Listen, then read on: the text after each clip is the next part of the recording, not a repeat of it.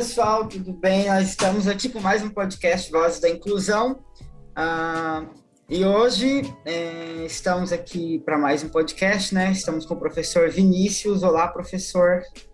Olá, Luiz. Olá, pessoal. Prazer estar aqui mais uma vez. E hoje com um convidado muito especial, né, Luiz? Estamos aqui com o Marcos Lima, ele que é jornalista, palestrante, youtuber, tem aí o canal Histórias de Cego e veio dar uma palhinha com a gente e falar um pouquinho sobre inclusão e as experiências de pessoas cegas, como a gente tem feito aí no Voz da Inclusão. Bom dia, Marcos, tudo bem? Bom dia, gente.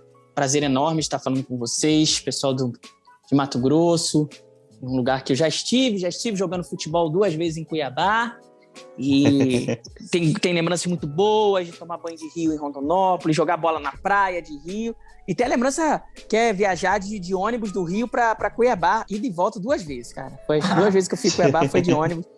O negócio foi uma viagem mesmo. Nossa, que legal! Sim. Legal porque não foi tu que ficou sentado naquela cadeira lá sem conseguir dormir. Não, eu imagino. Eu não consigo dormir em ônibus, não consigo dormir. Nossa, seu tempo não passa, cara. Aí foi na época que não tinha internet, não tinha celular. Sim, tinha, mas era só para fazer ligação. Deus. Aí você ficava querendo saber onde você estava, você ligava o radinho para ver de onde eram os rádios que estavam pegando. Mas isso funcionava até o Mato Grosso do Sul. No Mato Grosso do Sul já não pegava mais nada, ficava horas sem nada. Ai, meu Deus do céu. Enfim, mas tem grandes lembranças. Na época eu comprei inclusive uma camisa do Cuiabá. Antes nem imaginava que um dia o Cuiabá fosse disputar a primeira divisão do Campeonato Brasileiro. Foi em 2003, pra você ter uma ideia. Tava escrito assim, bicampeão estadual. Caramba, em 2003, cara. 2003. Já tem um tempinho já, hein? Já tem um tempinho, exatamente. Não, então, foi interessante isso que você falou, né, da viagem, porque a gente já começa com um conteúdo bem interessante no nosso podcast, né? Marcos, eu acompanho o seu canal há um tempo, acho muito interessante, super recomendo. Histórias de Cego, é muito interessante, Oba. Muito legal. Ele conta várias histórias, várias experiências, né? É muito interessante mesmo. E você viaja bastante, né? Você viaja muito, conhece muitos lugares. Então, eu não vou perguntar sobre a inclusão de Mato Grosso, eu acho. Mas como que foi? Você falou sobre a sua viagem, né? Você já viajou de ônibus, é muito interessante. Conta pra gente os lugares, né? Onde você já frequentou, onde você viajou, né? Conheceu vários lugares aí, acredito que tem uma bagagem de experiência muito interessante com viagens. Você costuma viajar muito sozinho? Olha, eu viajo, minhas viagens na vida podem ser divididas em 3 tipos. Viagens esportivas, né, principalmente quando eu jogava futebol de cegos, e foram as 2 vezes que eu fui para Cuiabá, foi por conta do futebol, então não fui sozinho, fui com a equipe como um todo. Viagens a trabalho, palestras, assim, antes da pandemia estava dando palestra em boa parte do Brasil, viajando 1 vez por semana, e mesmo internacionalmente, né? Já fui dar palestra nos Estados Unidos, no Peru, antes dos Jogos Pan-Americanos de Lima e Parapan-Americanos, que aconteceram em 2019. E também tem as viagens a lazer, né? Então são junções. E viajar sozinho, eu já viajei muitas vezes sozinho. Sempre que eu vou para uma palestra, por exemplo, eu vou sozinho. Até porque não tem condição do meu contratante pagar minha passagem, a passagem de um acompanhante, hospedagem, tudo mais. Isso encarece, né, o lado de quem está contratando e, consequentemente, diminui o lado de quem está recebendo, que é o meu. Então, eu vou sozinho, eu enfrentei avião, ônibus, enfim. O que eu não faço sozinho é viagem de lazer, assim, de turismo, porque eu acho que é tão perrengue você chegar num lugar que você não conhece, sabe? Eu sei que tem gente que faz, mas eu procuro não fazer. Eu gosto de estar com alguém, com um amigo. Até porque viajar acompanhado com uma pessoa que curte a mesma coisa que você é muito legal. E nisso, né, ao longo desses anos todos, eu já tive a oportunidade de viajar para bastantes lugares, mais do que eu imaginava, menos do que eu queria, porque eu amo viajar. Mas eu acabo tendo muitas histórias, muitas vivências. Eu gosto muito. Que bacana. Marcos, conta um pouquinho mais pra gente sobre você. Você nasceu com deficiência visual já? Olha, eu nasci com glaucoma congênito. Minha mãe percebeu que tinha alguma coisa errada com o meu olho. Meu pediatra falou que era frescura dela, que era só uma conjuntivite. Enfim, quando a minha mãe resolveu me levar no médico especializado, foi no dia que eu estava completando 7 meses de vida. E o médico... O meu problema era tão gritante, tão latente, que eu nem entrei, segundo ela conta, eu nem entrei na sala do médico. O médico me viu no braço dela e falou assim, olha, seu filho precisa de uma cirurgia urgente. Eu fiz 16 cirurgias, contando os 2 olhos, né? Para tentar frear o glaucoma congênito. O glaucoma congênito veio bastante severo em mim. Glaucoma infantil, em geral, leva a cegueira, não em todos os casos, mas em geral leva a cegueira, até porque o olho não está formado. E o que acontece? O olho cresce, pode dar o que se chama de buftalmia, que é o olho de boi, o olho cresce, sai da órbita, se você se você não controlar, porque a pressão no olho é muito grande, né? Imagina uma pia que você tapa o ralo. Você vai botando água e um dia transborda, e é um pouco do que acontece.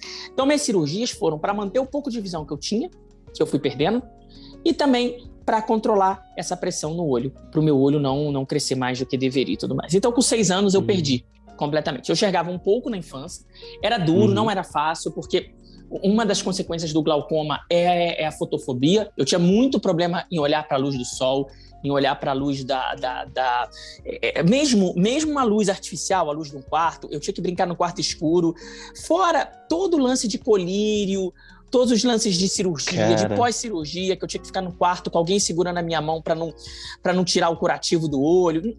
Não era bom, sabe? Não era legal para ninguém, era uma coisa muito... Posso ser muito sincero? Foi um alívio ter perdido a visão, ter ficado cego, sinceramente, porque a infância foi muito sofrida para mim e certamente para minha família, que ficava... Na época, não sei se eles tinham exatamente o entendimento que as cirurgias eram para eu retardar o problema, né? Na verdade, para eles, eu ia voltar a enxergar, ia continuar enxergando, isso década de 80, não se tinha a informação que nós temos hoje. Então, eles tiveram muita esperança e viveram por conta disso. Com 6 anos eu perdi a melhor coisa, porque quando você perdeu, acabou. Acabou cirurgia, acabou recuperação, acabou colírio, acabou dor, sabe? Então isso eu acho que pode parecer paradoxal, mas foi a melhor coisa que aconteceu dentro das circunstâncias que eu vivia. Não, mas o que você contou aí, eu entendo muito bem, porque foi a mesma coisa que aconteceu comigo também. Eu perdi um pouquinho mais tarde, mas todo esse processo de... Cara, e baixa visão, vou falar pra você, eu prefiro ser cego do que ser baixa visão, sinceramente, porque é muito complicado. Tinha fotofobia também. E dor, aí... só quem tem sabe o que é, né? Essa é uma dor. Pois é, cara. Mas a pessoa fala, não, mas você enxerga, tá, mas no meu caso não compensava. A dor que eu sentia não compensava. Exatamente. E conta um pouquinho pra gente como que foi sua relação com o futebol. Você já deu uma palhinha aí das viagens e tal, mas você começou desde pequeno, como que foi? Olha, futebol é minha paixão, eu amo futebol, apesar de ser botafoguense. Eu gosto muito, sempre gostei. Quando eu era pequeno eu jogava muita bola com meu pai. Depois que eu perdi a visão, entrei numa escola de cegos e eles jogavam bola com uma bola enrolada no saco plástico. Então era muito legal também. Assim, a gente brincava muito, minha diversão mesmo era futebol. Até que no ano de 93, né, eu tinha 10 anos, entrou no colégio o professor Ramon, que hoje em dia faz parte da comissão técnica do Comitê Paralímpico Brasileiro, da seleção de futebol de cegos, que acabou de ganhar aí o 5º pentacampeonato. O professor Ramon, na época, estava começando, mas é uma das maiores sumidades em esporte paralímpico, em futebol de cegos, principalmente, né, no Brasil e no mundo. E ele entrou e pegou a gente e falou, vamos lá. Eu não sabia que existia a bola de guiso, eu não sabia nada. E ele sabia muito pouco também. A gente foi testando, a gente era moleque. E começou minha carreira no futebol de 5, né? Eu joguei durante muitos anos. Eu demorei a estrear porque eu era muito pequeno e no futebol não tem categoria juniores, juvenil, não tem nada.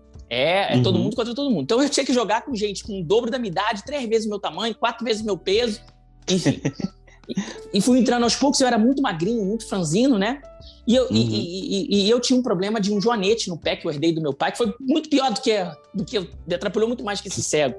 Porque o joanete não me deixou ir longe no futebol. Eu tinha talento, eu tinha potencial e tudo mais, mas eu sentia muita dor.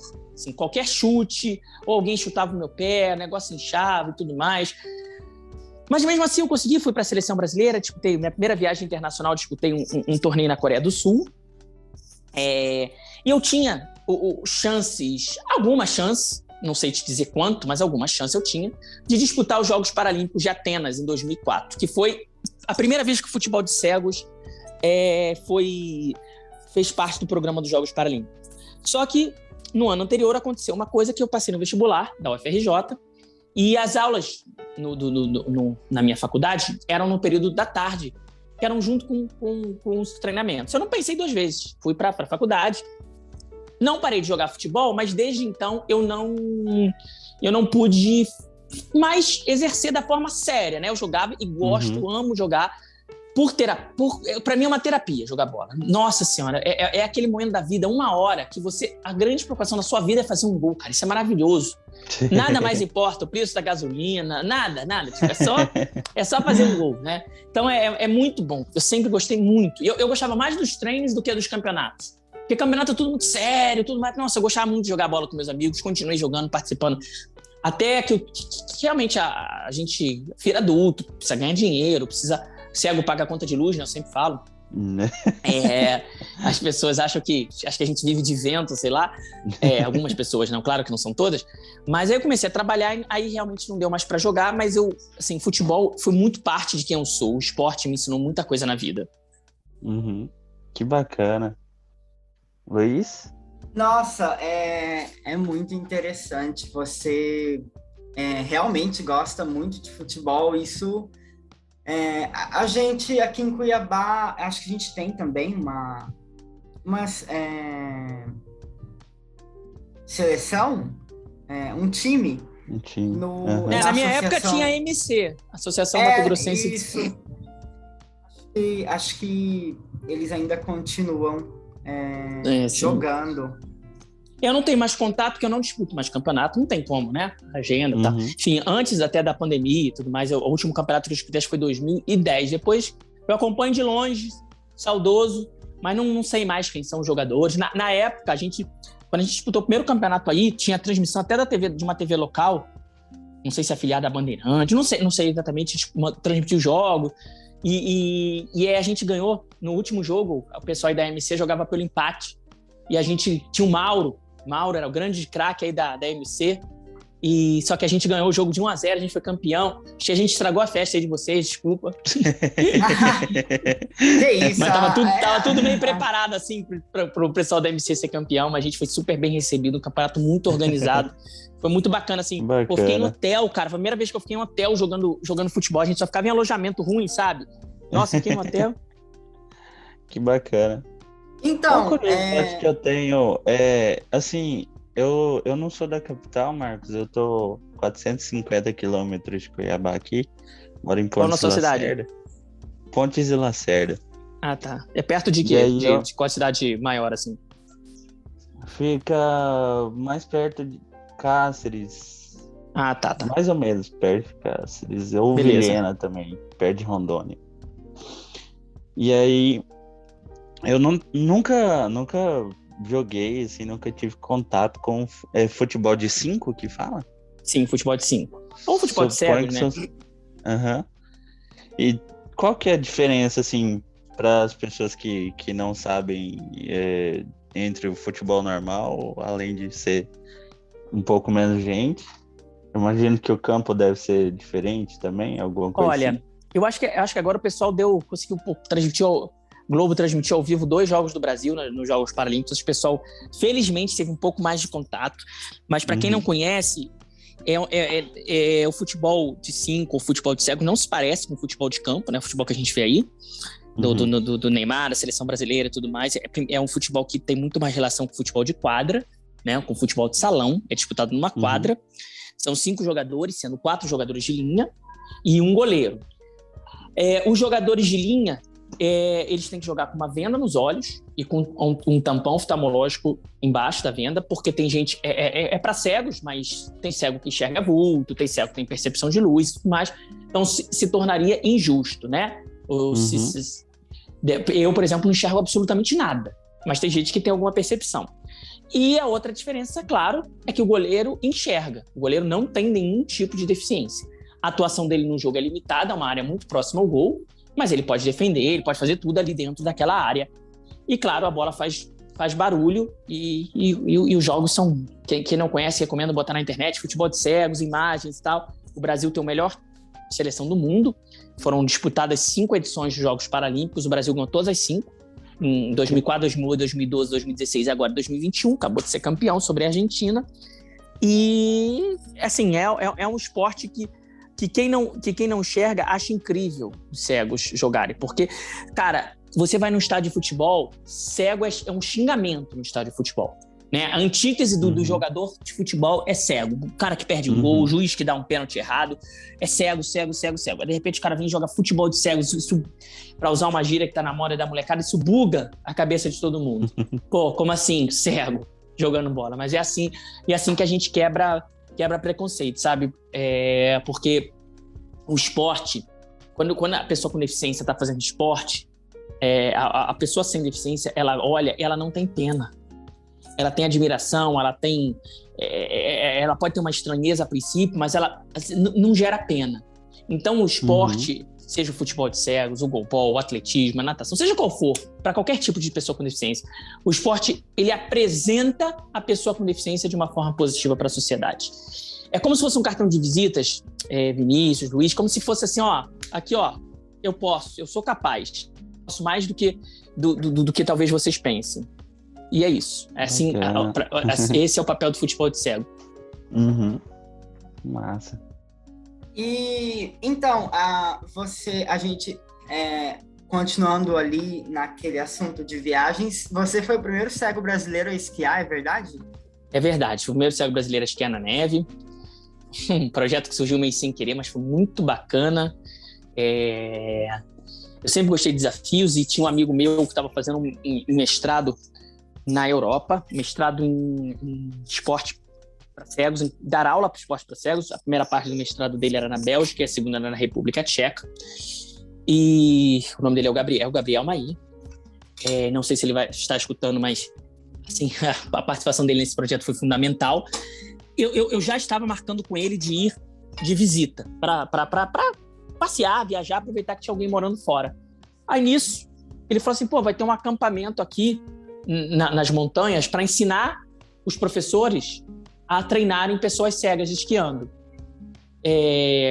Você não quer participar? Eu falei, mas esquiar? Nunca esquiei. Imagina. Ele falou, não, vai ser ótimo, porque os professores vão pegar alguém do início. As crianças aqui todas já tiveram algum contato. Você vai ser ótimo. Eu falei, caraca, mas estranho. Ele falou, cara, nenhum cego brasileiro nunca fez isso. Eu falei, então quero, vamos lá. Então partiu.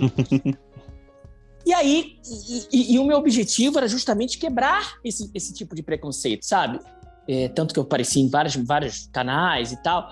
O importante para mim não era esquiar, me tornar um atleta de jogos de inverno, nunca foi esse o objetivo, tanto que eu não me tornei. O meu objetivo era mostrar assim, olha, se eu posso esquiar, eu sou cego e posso esquiar. Por que eu não posso fazer várias outras coisas? O problema não é ser cego, o problema é o preconceito e a falta de acessibilidade. Né? É só a gente ver o quanto os telefones, agora os smartphones, a gente estava falando aqui antes da gravação, o quanto eles facilitaram a nossa vida, o quanto eles permitem a gente se conectar aqui para fazer cada um em uma cidade de uma forma praticamente autônoma. Eu estou sozinho aqui, ninguém me ajudou. Acredito que vocês também façam tudo. Então, a partir do momento que deu acessibilidade, passou a ser possível, algo que era impossível. Quando surgiu o smartphone, eu pensei, gente, nunca mais cego vai mexer no telefone. Como é que pode? Como é que vai mexer no telefone se o telefone não tem botão? E agora, para mim, o smartphone é a coisa mais acessível que já inventaram ou que já apareceu na minha mão na vida. Então, o lance de eu esquiar é isso, é para mostrar às pessoas, olha, a gente é gente. A gente só não enxerga. E isso só é considerado muito grande porque a gente tem preconceito pra caramba e a gente não tem acessibilidade. Com certeza. Falei muito, gente, desculpa aí, mas esse assunto Não, é apaixonante. Não, mas É o muito interessante objetivo essas da gente mesmo é experiências, chegar né? Essas experiências que são compartilhadas, que você está compartilhando com a gente. Nossa, é muito interessante a gente ouvir. E é isso, a gente está aqui para falar mesmo. Então tá bom. Se Aproveitando deixar eu falo, o cara, eu trabalho com ensejo. palestra, gente. Falar não é só... muito bom. Não sei se é dom, mas é profissão, então eu preciso falar. Aproveitando o ensejo aí, fala um pouquinho mais sobre na sua carreira no jornalismo, as palestras que você dá. Olha, Como que foi a escolha pelo jornalismo? Qual que foi a sua intenção? Como que você... quais projetos que você tem desenvolvido? olha, a escolha pelo jornalismo foi muito mais porque eu gostava de escrever, de ler e escrever. Essa foi a escolha pelo jornalismo. Foi muito assim, caramba, eu gosto de comunicação. Eu não trabalho mais com jornalismo, já trabalhei em assessoria de imprensa, já trabalhei em grandes empresas, mas eu não trabalho mais. Eu trabalho com comunicação. Eu sou comunicador social, né? Minha formação é em jornalismo, mas a faculdade é na comunicação social. O vestibular foi para comunicação social. Eu acredito muito na comunicação como forma de quebrar barreira. O preconceito, muitas vezes, vem da falta de conhecimento.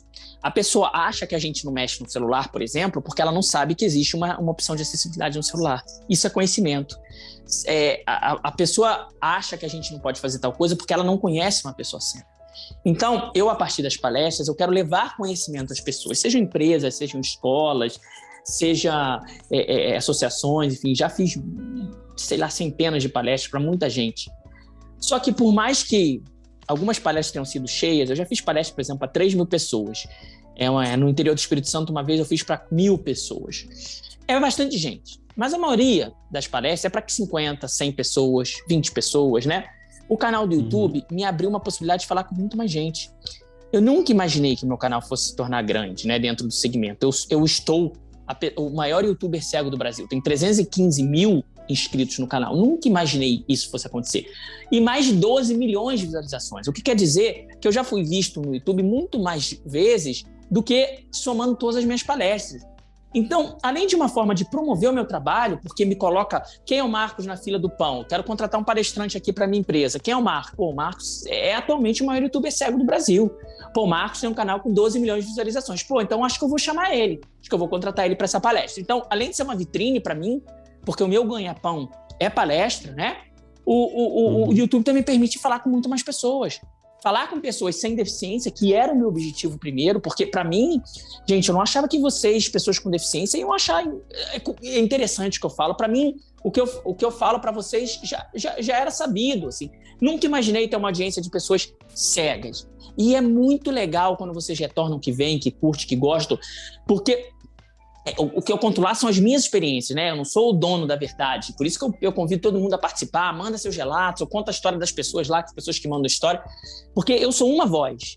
E eu quero dar voz às outras pessoas, porque nós somos diferentes, que antes de tudo nós somos pessoas com gostos diferentes, com times diferentes, com posições políticas diferentes, né?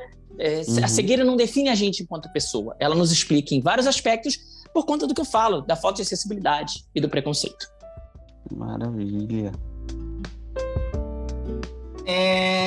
Então, você falou do canal, né, no YouTube. Como que é para você gravar? Você grava sozinho? Você tem alguém que te auxilia? Como que é para você lidar com essas tecnologias? Olha, o celular, ele abre muitas portas. Eu cuido de muitas coisas do meu canal sozinho. Eu respondo aos comentários sozinho, eu procuro responder a todos. Eu posto os vídeos sozinho, eu faço as tags sozinho, eu faço as coisas sozinho. Agora, gravar, o celular também me dá um suporte, eu poderia fazer sozinho. Mas dá muito trabalho, não fica bem focado. Eu já fiz um vídeo inteiro gravando, postei no canal, só depois de postar eu descobri que o celular tinha gravado com a câmera de trás, então não filmou nada. E as pessoas achando que era super conceitual, assim, nossa, ele fez o vídeo filmando a parede. Não, foi sem querer mesmo. E eu só soube quando eu postei, assim, foi engraçado. Foi engraçado isso. Mas eu conto com a ajuda das pessoas para gravar, porque eu acho que fica melhor. Mas o meu canal, gente, é muito simples. Sei lá, o meu canal tem mais de 400 vídeos. 98% desses vídeos são eu e o celular, sem nenhum recurso. Tem os vídeos editados? Tem. Uma coisinha ou outra? Tem sim. Mas a maioria são eu falando com o telefone, né? Então, por um lado, não são vídeos que chamam tanta atenção, porque as pessoas não têm paciência de ouvir pessoas falando, mas quem tá ali é porque gosta mesmo do canal. Então, eu procuro fazer de uma forma muito simples, porque se não for simples, eu não vou fazer. Porque apesar da tecnologia ser nossa maior amiga, eu não tenho muita paciência com tecnologia. Para mim, se o negócio não funcionar de primeira, eu não vou ficar tentando. Eu não sou um cara de tecnologia, eu sou um cara da comunicação, sou um cara de ler, mas não gosto muito de tecnologia, apesar de ela ser fundamental para nós. Não, mas que bacana. Acho que é importante a gente saber que você faz isso de uma forma autônoma, né? Até para outras pessoas que têm deficiência também, que fazem esse trabalho. Eu acompanho também a Vitória Chester do canal Fila Preferencial, de vez em quando ela dá umas dicas e tal. E acho que é bastante interessante para as pessoas que têm deficiência visual saberem que é possível, né, se eles quiserem fazer um trabalho parecido e fazer essa divulgação, né, que eu acho que é igual você falou, o importante é as pessoas conhecerem, né, quem tem o conhecimento vai ter uma forma diferente de olhar, né. Exatamente, é isso que eu busco. Assim, quanto mais pessoas com deficiência aparecerem em diferentes ramos da sociedade, menos estranheza a sociedade vai ter com relação às pessoas com deficiência. Exatamente. Então é uma luta diária, porque eu sei que a pessoa que vai lá no canal e admira o Marcos, que provavelmente nunca vai me conhecer, porque são 12 milhões de pessoas, eu não vou conhecer todas as pessoas, vai encontrar outro cego e vai olhar para ele de uma forma diferente. Isso é muito bom, é o que eu quero. Bacana. É muito legal. Marcos, eu vi um vídeo seu falando sobre as miniaturas de monumentos, essas coisas assim. Eu achei muito interessante. Eu admito que eu nunca tinha pensado dessa forma sobre as miniaturas e tal. Eu queria que você falasse um pouquinho pra gente como que surgiu esse Olha, gosto, isso surgiu da necessidade, sabe? Porque eu sempre gostei muito de viajar. Eu tive a oportunidade de viajar para fora do Brasil já bastante tarde na minha vida, mas eu sempre gostei muito. E a primeira vez que eu viajei a turismo, eu lembro que eu estava na Bélgica, em Bruxelas, que falam que é uma das cidades mais bonitas do mundo, em termos de arquitetura e tudo mais. Só que assim, o que eu estava fazendo? Eu estava descendo uma rua, atravessando, descendo uma calçada, subindo, passando um sinal, entrava num lugar, entrava no outro. Aquilo começou a surgir para mim como se fosse qualquer lugar. Eu falei, cara, não é possível que eu estou na Bélgica e na minha cabeça eu poderia estar em qualquer lugar, porque rua, travessia, sinal de trânsito, você tem em qualquer lugar, né? Aí, tem um monumento, tem um edifício muito famoso em Bruxelas que se chama Prefeitura, é a prefeitura da cidade, é um edifício antigo e tal. E um amigo meu estava tentando me descrever. E é difícil, como é que você vai descrever um edifício em palavras, para quem não conhece, não está vendo uma arquitetura, né? E aí, numa lojinha de turismo, perto de souvenirs, com coisinha, lembrança para turismo, a gente achou uma réplica desse monumento. Na época, eu nem comprei, mas eu fiquei tão fascinado que depois eu passei a comprar os lugares onde eu visitava, quando está indisponível. E eu chamo das minhas fotos táteis, porque com elas eu consigo entender o lugar que eu estava, a diferença. Isso torna a viagem muito mais interessante. E aí, o que começou a acontecer é que eu comecei a ganhar de amigos, comecei a trocar com colecionadores, mas hoje eu tenho em casa um pequeno museu. Eu tenho mais de 600 peças de 270 cidades e de 80 países. Aí você vai me perguntar, mas você foi a todos os países? Não fui e provavelmente nunca vou. Mas eu consigo entender como são as formas das coisas, né? Quando eu toco numa Torre Eiffel, quem enxerga, sabe, pode nunca ter ido na França, mas sabe como é que é o formato da Torre Eiffel. Eu sou cego, eu não sabia. Para mim, Torre Eiffel era uma torre que eu conhecia, era a torre de jogo de xadrez. E não tem nada a ver uma coisa com a outra, né? Por exemplo, lá em Cuiabá tem um estádio da Arena Pantanal, né? E eu tenho uma miniatura dele e é muito bacana porque eu consigo saber que nos cantos tem tipo uma abertura, que são jardinzinhos, né? Uma abertura para entrar o vento nos 4 cantos do estádio. Que quem enxerga, olha e vê. Quem não enxerga, não olha e por isso não vê e não sabe. Então, realmente é uma paixão para mim as miniaturas, porque eu consigo tocar o mundo. Porque a gente usa muita audição, mas a gente enxerga mesmo com a ponta dos dedos. Cara, pra você ver o quão interessante, já foi na Pantanal, já foi num jogo do São Paulo lá e não sabia que era dessa forma. Sim, nos 4 cantos tem um jardinzinho quadrado, aberto, tem abertura por causa da ventilação e tudo mais. Bacana. E sobre as viagens internacionais aí, como que é essa barreira da comunicação lá? Tem essa é uma experiência que acho que é muito bacana também falar sobre. Além dessa, a gente já falou sobre acessibilidade, né? E conhecer a formas, o diferencial dos monumentos. E para comunicar, como que funciona? Você já foi em quais países? Olha, eu falo inglês e espanhol, mas é engraçado que os primeiros países que eu fui não eram países de língua que eu falava. Né? O primeiro país que eu fui foi Coreia do Sul, foi com a seleção brasileira. Não falo coreano, nunca vou falar. Assim, demorou muito para eu ir em algum país que eu falo o idioma. Então, a comunicação não tem muito, né? Eu passei um tempo na Alemanha, eu ajudei lá o pessoal a começar a desenvolver futebol de cegos lá, que eles estavam começando, mas eu, sem entender alemão, falava com eles em inglês, com quem sabia falar inglês, senão não tinha jeito.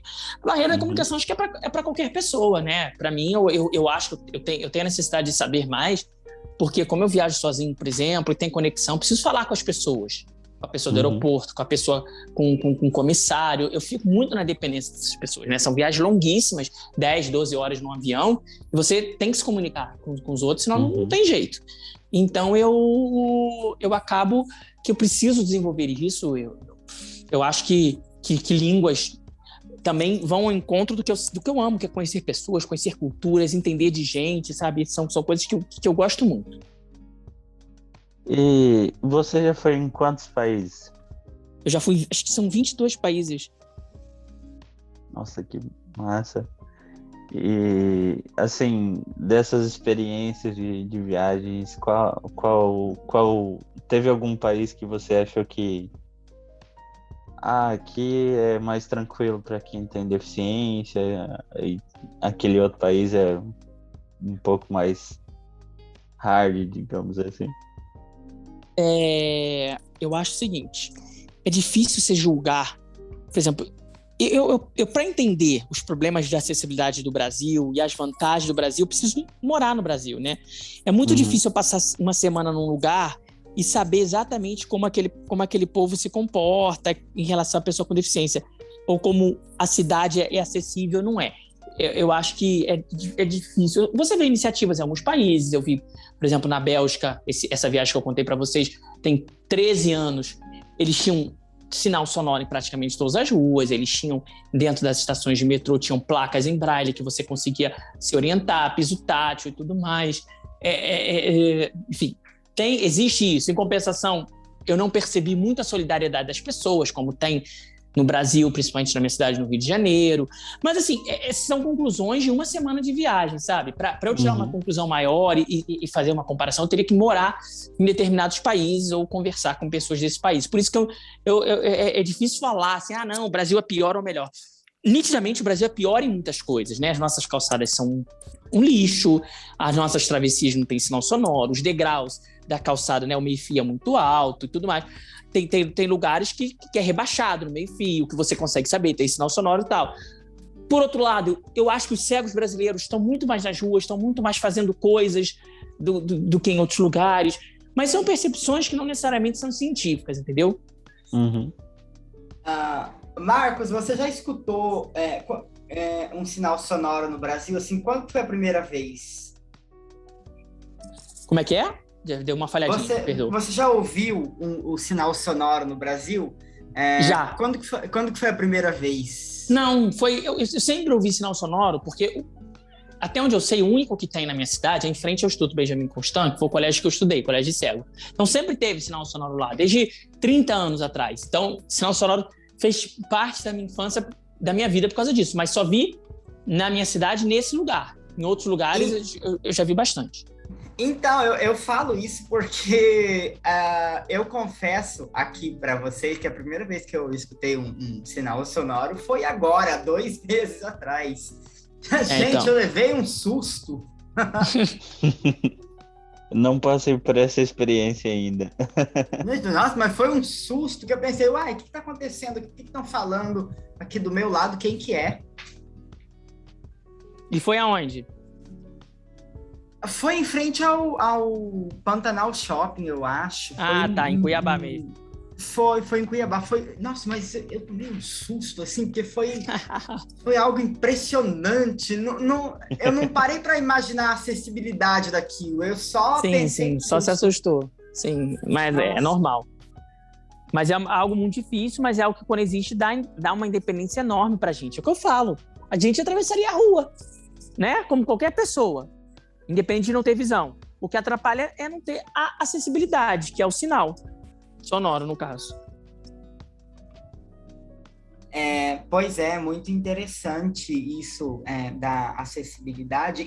E você notou isso na pandemia, essa acessibilidade, assim, principalmente na tecnologia, né? De 2019 para cá, você notou essa acessibilidade aí, esse maior número de tecnologias mais acessíveis? Eu notei, assim. E para mim mudou muito, porque eu trabalho com palestras, né? Então, antes da pandemia, era uma palestra por semana, em lugares diferentes. Em 2019 só em 2019 eu fui 2 vezes a Santa Catarina, umas 3 vezes a São Paulo, 2 vezes em Brasília, uma vez em Belo Horizonte, Estados Unidos, enfim, rodava a Espírito Santo, rodava bastante, né? Então, cada lugar... Só que tudo isso se converteu em palestra virtual, o que requer acessibilidade também. No início, eu tinha alguns problemas com os aplicativos. Meeting, o Zoom, o Hangout, o Teams, cada um usava um, mas agora os próprios aplicativos acho que também entenderam que eles precisam de acessibilidade, e são raros os aplicativos que não têm acessibilidade. Tem alguns que não funcionam com um tipo de celular ou com outro, que você tem que baixar uma coisa ou outra, mas, em geral, eles são bons. Eu acho que existe isso. A internet, como um todo, né, ela nos dá muita autonomia nesse sentido, né?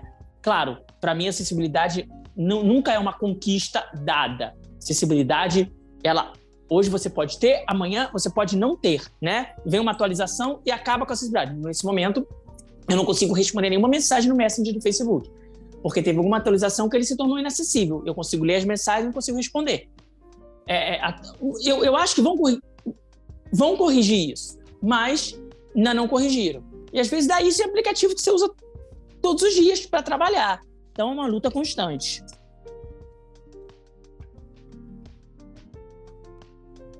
É bem interessante. Nós conversamos sobre isso em um podcast anterior, né, com o professor Vinícius, sobre essas tecnologias, né, e acessibilidades.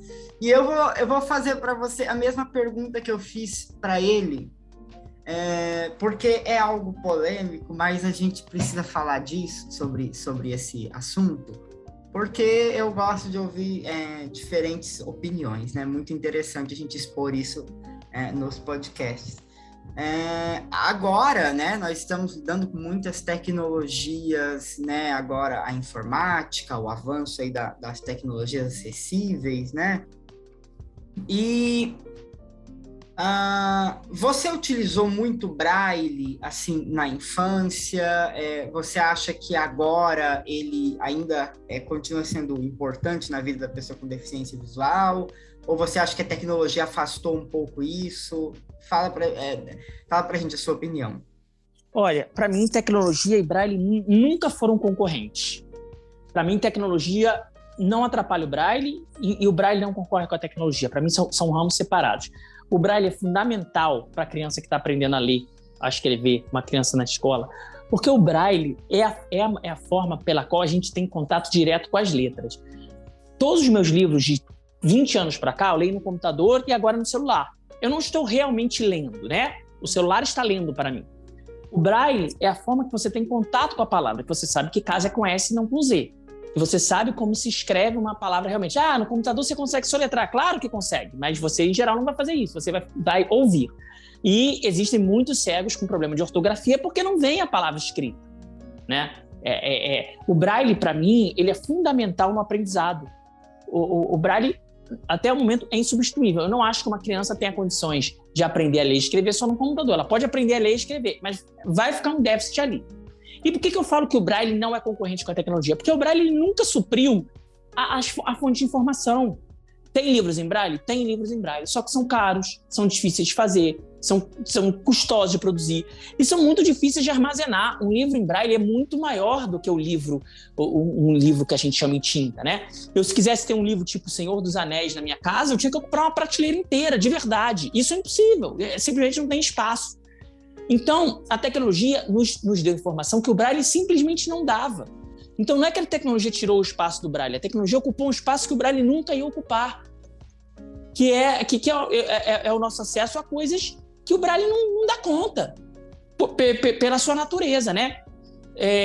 Para que eu uso o Braille atualmente? Caixa de remédio, elevador, cardápio em Braille quando tem restaurante, é isso. Mas eu acho que o Braille tem uma função essencial para a criança ter contato com a escrita. É muito interessante a sua opinião sobre o Braille e eu concordo. Sinceramente, eu concordo com tudo isso. Eu acho que realmente o Braille ele é fundamental para que a gente aprenda a ler e escrever. A tecnologia ela vai facilitar aí depois na nossa leitura aí para a gente escutar aí, né, o livro. E a gente trabalhar numa empresa e tudo mais. O Braille nos dá essa chance. O Braille não, a tecnologia nos dá essa chance que o Braille nunca vai dar. Não é que a tecnologia toma o lugar do Braille. A tecnologia ela entra no lugar que o Braille nunca entrou. Então, eu acho que são duas coisas que podem conviver assim como convivem. E falando no Braille, você falou das caixas de remédio, né? Mas ainda falta bastante, né? Ainda falta muito o Braille ser colocado aí em mais produtos. Você acredita nisso? Você acha que ainda falta bastante? Olha, acredito, mas por outro lado eu acho que bastante produtos tem Braille. Eu fiz até uma brincadeira no passado no meu vídeo, fazer uma cesta de Dia dos Namorados só com produtos escritos em Braille. E deu bastante coisa. Atualmente você tem chá, tem produtos congelados, tem barrinha de cereal, tem café, quase todos os produtos que são em caixa tem Braille. Não sei se quase todos, mas bastante. Agora, os produtos que não tem Braille são aqueles produtos vendidos em sacos, em garrafas, que aí até a própria aplicação do Braille é mais complexa mesmo. Eu estou trabalhando com a L'Oréal, desenvolvendo a aplicação do Braille no vidro de shampoo, né? No vidro do creme, não na caixa, no vidro, porque você recebe a caixa, beleza, a caixa você abre e tira aquilo ali. Você vai botar no box. Aí como é que você vai saber qual que é qual estando no box? Ele não vai ficar na caixa, né? Então a gente está desenvolvendo para botar o Braille na própria embalagem em si. E eu acho que vai ser o caminho mesmo, né? De você tendo, por exemplo, tem um iogurte, você botar o que é escrito iogurte, o sabor, né? Porque isso facilita. Mas eu acho que já tem bastante coisa. Eu uso aveia, eu vejo bastante coisa com Braille, sim. E remédio é fundamental, né? E remédio, felizmente, todos têm. Ainda bem, né? Ainda bem. Ainda bem, exatamente. Senão, acho que ia ter muito deficiente visual no hospital. Eu mesmo já escovei dente com hipoglós, em vez de pasta de dente, imagina. Meu Deus.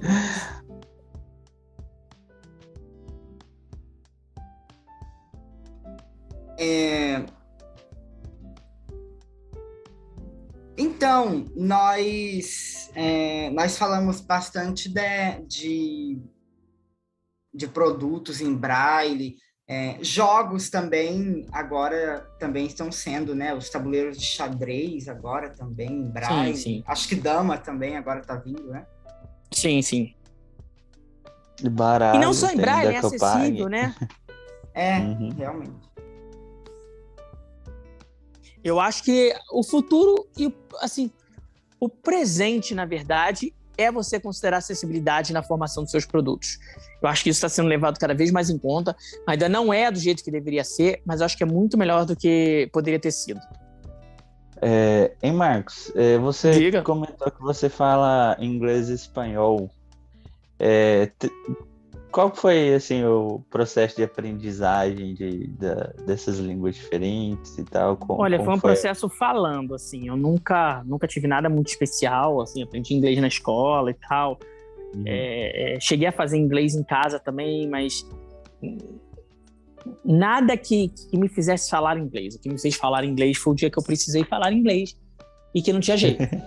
Então, eu acho que foi um pouco isso. Espanhol, então, mas esse aí eu nunca fiz aula mesmo. Fui aprendendo ouvindo, lendo, enfim, tudo mais. E conversando com as pessoas.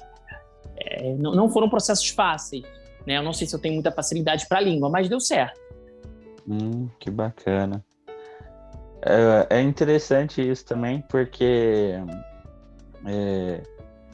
a maioria de cursos e aplicativos que você tem disponível aí no mercado para falar inglês é muito visual, né?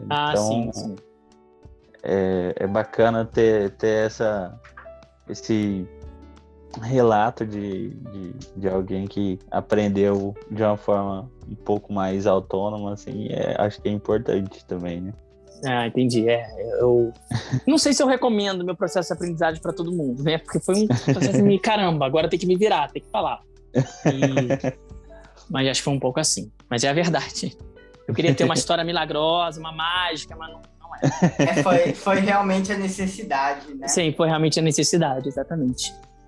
Então, eu ia perguntar sobre, porque a gente estava falando sobre objetos, né, com braille, né, e acessibilidade, e me veio em mente agora o dinheiro, porque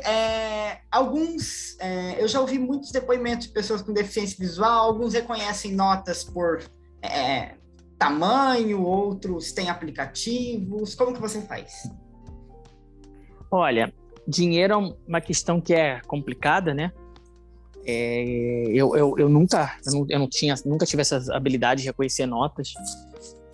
Já fui enganado, nota tal sendo nota tal. Já fui enganado com certeza. Sempre pedia para as pessoas, mas eu fico pensando, sei lá, eu não sei nem qual foi a última vez que eu usei dinheiro.